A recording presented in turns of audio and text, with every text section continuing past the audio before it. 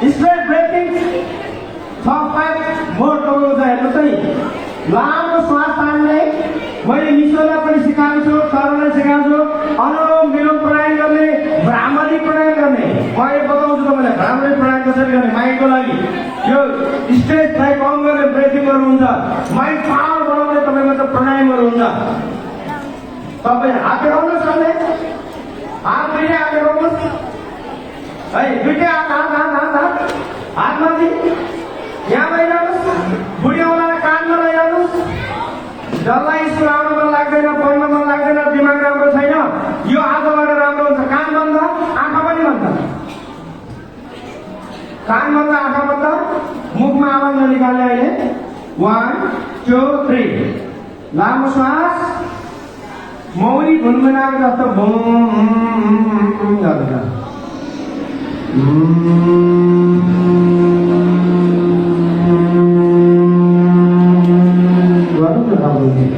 भ्रामरी प्राणायाम, बुढियाउला कानमा यसरी यसलाई बन्द, आँखा पनि बन्द, कान पनि बन्द, आँखा पनि बन्द गर्नुहोस्।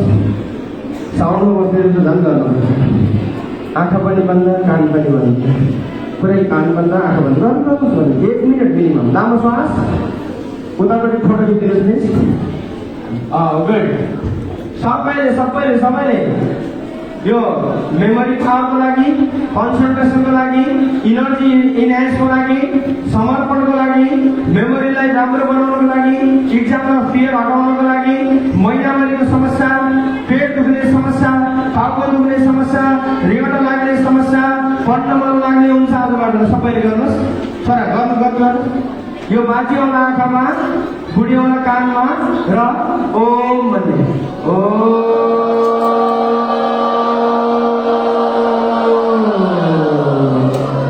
फेरि एकचोटि लामो श्वास,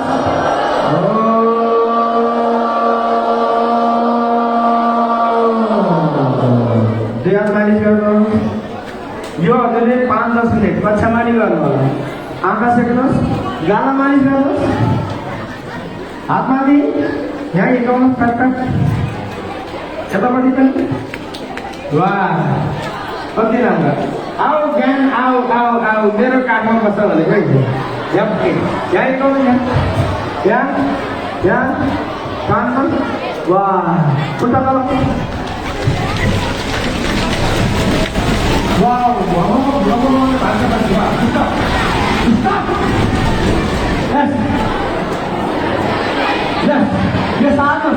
Exam visualization 2 minutes, delay distraction, mobile free zone, positive self-talk ingredient.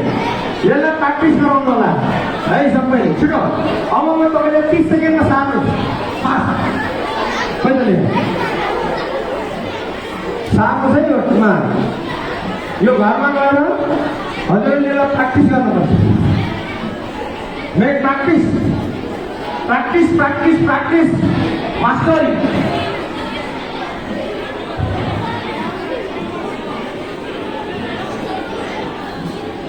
ल यसलाई मैले लगाएँ अगाडि। सक्यो, फिनिस। अब 20 सेकेन्ड। अरूसँग कुरा होइन, अब आफैसँग कुरा गर्न सुरु गर्छ। यस, ल साथीको साथ जब मैले त धेरै जान्दिनँ।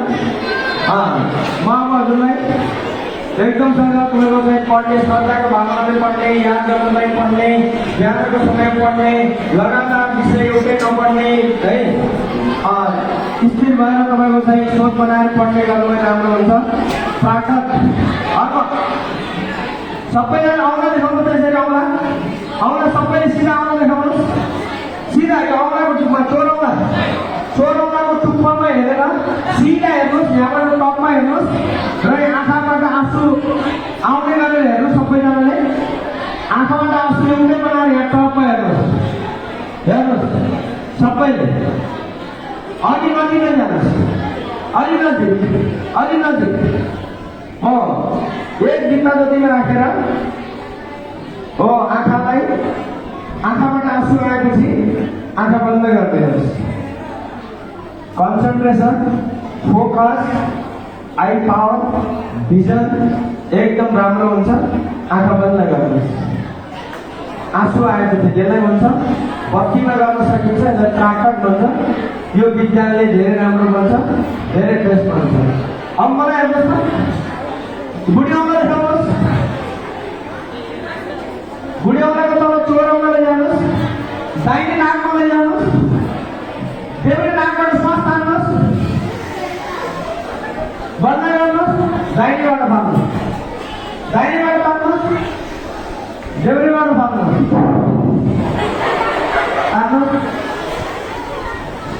फेरि तान्नुहोस्, फाल्नुहोस्, दुई हात मालिस गर्नुहोस्, लामो श्वास, आँखा सेक्नुहोस्। हो, यसले ब्रेनलाई, हेडलाई, तपाईँको चाहिँ ब्लडलाई धेरै राम्रो बनाउँछ। हजुरले गर्नु होला। आजबाट सुरुवात गर्नु।